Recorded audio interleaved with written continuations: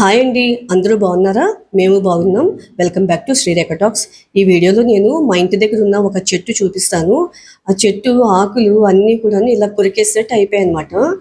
ఏంటి ఇలాగా కొరికేసినట్టు అయిపోయాయని చెప్పి చూశాను. చూస్తే ఆకుపైన ఇలా చిన్న చిన్నవి ఉన్నాయి. అవి పురుగులేమో అనుకున్నాను.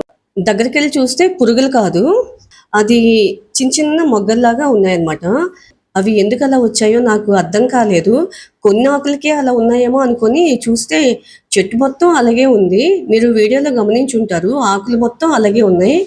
వాటి కొమ్మలకేమో ఇలాగ కాయలు లాంటివి వచ్చున్నాయి. అవి కూడా ఎండిపోయినట్టుగా ఉన్నాయన్నమాట. ఇన్ని రోజులు చూస్తున్నాను కానీ నాకెప్పుడు ఈ విధంగా కనిపించలేదు.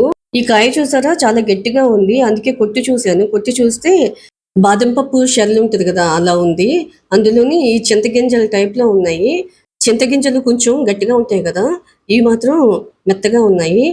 మీలో ఎవరికైనా తెలుసా ఈ చెట్టు ఏంటి, ఈ చెట్టు పేరేంటి అనేది? తెలిస్తే కనుక కామెంట్ బాక్స్లో షేర్ చేయండి.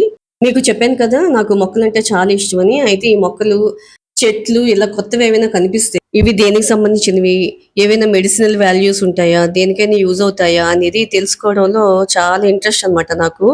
అందులో ఉన్న పప్పు స్మెల్ చూస్తే ఏదో పసర వాసన లాగా వస్తుందన్నమాట.